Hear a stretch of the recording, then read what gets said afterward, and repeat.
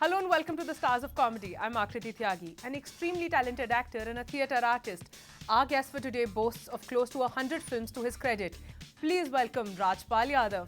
Sir आपका जन्म शाहजहांपुर में हुआ, लखनऊ के पास एक शाहजहांपुर के पास कुंडरा है। अच्छा, कुंडरा में हुआ एंड वहाँ से और बॉम्बे तक की जर्नी कैसे? तो ये कह सकते हैं कि शाहजहांपुर में जो है पेट में आया, लखनऊ में जन्म हुआ और दिल्ली ने जो है सफाई वफाई करके जितनी तराशा और उसने 3 साल में फिर मुंबई की तरफ कि अब जाओ जीवन की दहलीज पे कुछ रोजी रोटी के लिए कमाओ खाओ। तो इस तरीके से 97 में मैं मुंबई आ गया। सर फैमिली के बारे में कुछ बताइए। फैमिली कमाल थी। फैमिली तो पिताजी और आज भी हम सब फैमिली में है कौन कौन? हम 6 भाई हैं। अच्छा। बहन नहीं है हमारे। अच्छा। और हम 2-3 भाई साथ में रहते हैं। अच्छा। अभी तक भी? हाँ। अच्छा।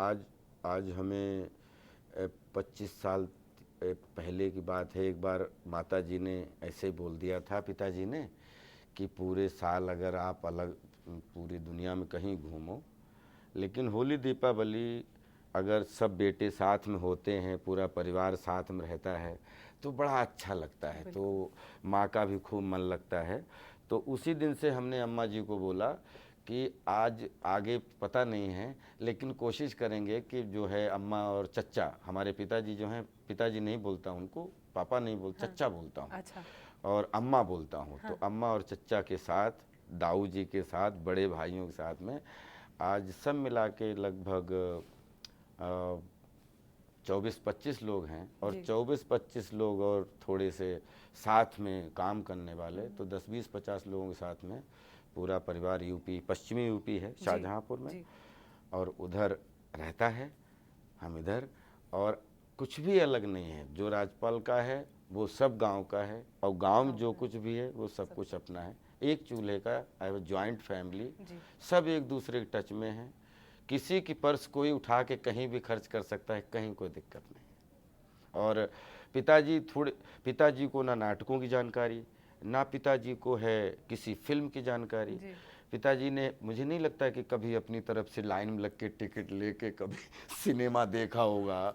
अगर कोई लेके चला जाए वो अलग बात है। उनसे एक दिन फूफा जी आए, वो बोल दिए कि सुना बेटा नाचता गाता है, बड़ा समाज में अजीब ही सा बता रहे हैं। अभी हमारे यहाँ पे जो नाचने गाने वाले हैं उनको बड़ा कि ये हमारे समाज में नहीं आते। आप समझ रहे हैं, वो थोड़ा नीचे देखा जाता है। बिकॉज ये हम बात कर रहे हैं जो 10-20 साल पहले की, जिसमें अभी पिताजी ने एक बड़ी अच्छी बात थी उस समय भी बोले बाद में कि यार बेटा नाचता है या गाता है या क्या करता है हमें पता नहीं, लेकिन बेटा जो है चोरी नहीं करेगा, इस बात का मुझे विश्वास है। और जो कुछ भी वो करेगा अपने लिए और अपने परिवार के हित के लिए करेगा। और वही आई थिंक एक बेटे के लिए सबसे अच्छे मार्क्स हो सकते हैं कि माँ बाप अगर इतना भरोसा दिखा दें कि अच्छा करो। नहीं, बड़ा सौभाग्यशाली हूँ कि हमें कभी जब हम माता पिता के बारे में सोचते हैं कि ऐसे माता पिता सबको मिले, कि जो आप कितने पढ़े लिखे हैं मैटर नहीं करता, कितने समझदार हैं ये मैटर करता है, कितने सपोर्टिव हैं अपने बच्चे की, चाहे बेटा हो चाहे बेटी के लिए। आप बेटा बेटी कुछ अपने जीवन उसको जीना है और वो अपने आप जिस जाना चाहता है। पिताजी अगर यही बोल दें कि बेटा हमें नहीं मालूम तू किस रास्ते जाना, लेकिन तू मुझे बोल क्या करना है, आधा बेटे का जीवन वहीं सफल हो जाता है। मैंने कहीं पढ़ा था कॉमेडी आपका बहुत फेवरेट जॉनर है, कि उसके ऊपर आपने काफी फोकस किया है, ऐसा क्यों? देखिए मैं सबसे कॉमेडी, एक बच्चा है जी, उसका सबसे जो पूज्य पिता है वो एंटरटेनमेंट है। और एंटरटेनमेंट के 9 पहलूज हैं, श्रृंगार है, हास्य है, करुण है, रौद्र है, वीर है, भयानक है। जो हमारी बॉडी में 9 रस है ना, तो ये 9 रस से ही एंटरटेनमेंट बना है। और एंटरटेनमेंट ही दुनिया का सबसे बड़ा ऐसा एक बगैर आकृति का, जैसे कोई बिल्डिंग देखने को मिल जाती है, एंटरटेनमेंट महसूस किया जा सकता है। तो मिसाइल फेल हो सकता है लेकिन एंटरटेनमेंट फेल नहीं हो सकता। जब पूरी दुनिया समाप्त हो जाएगी, पानी भी बहेगा तो वो भी बोलते ना एंटरटेनमेंट में ही बहेगा। तो इसलिए हम एंटरटेनमेंट की पूजा करते हैं। और एंटरटेनमेंट के विद्यार्थी हैं। तो मुझे बड़ा अच्छा लगता है छोटी छोटी चीज़ें एक्सप्लोर करना।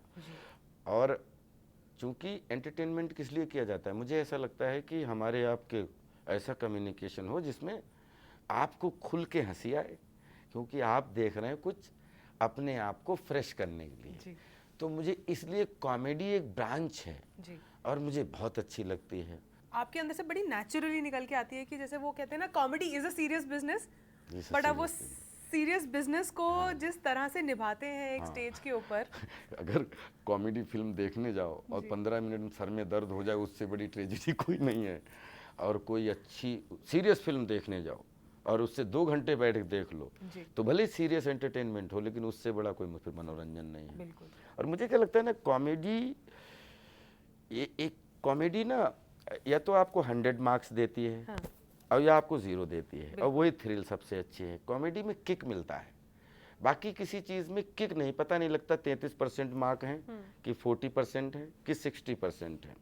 क्योंकि आंसू निकले तो आंसू कितने ग्लिसरीन से निकले या कितने अंदर से निकले पता नहीं चलता है। लेकिन कॉमेडी जो है वो एक ऐसा एक फॉर्म है जिसमें अगर आपने सही टाइमिंग है तो 100% यू विल गेट 100 मार्क्स, और अगर टाइमिंग ठीक नहीं है तो 0 पाओगे। 30% या 40% वो मार्क नहीं मिल सकता। बिल्कुल। तो इसलिए कॉमेडी रोचक ज़्यादा है।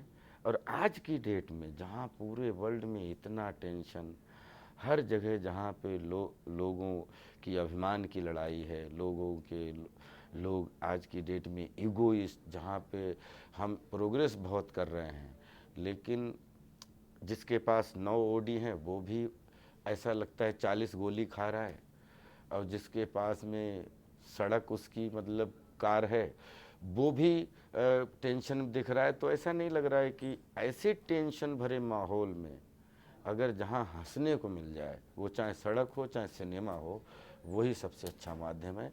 इसलिए कॉमेडी बहुत अच्छी लगती है। हालांकि आप लोगों के आशीर्वाद से हर 3 डायमेंशनल सिनेमा करना अच्छा लगता है, देखना अच्छा लगता है, क्योंकि हर समय आप हंस नहीं सकते और हर समय आप रो भी नहीं सकते, और हर समय आप हंसा भी नहीं सकते। कोई रेडियो थोड़ी आदमी switch on switch off switch on, ये रेडियो कर सकता है, ऐसे आदमी नहीं कर सकता। तो इसलिए कोशिश करता रहता हूँ कि बैलेंस हो, जो कुछ भी हो बैलेंस। कुर्सी के लिए जो फाइट होती है वो मुझे बहुत हंसाती है। मुझे ऐसा लगता है आज पूरे देश में हर जगह मतलब कुर्सी पहाड़ मची हुई है, तू पीछे मैं आगे, तू पीछे मैं आगे, वो बहुत फनी लगता है।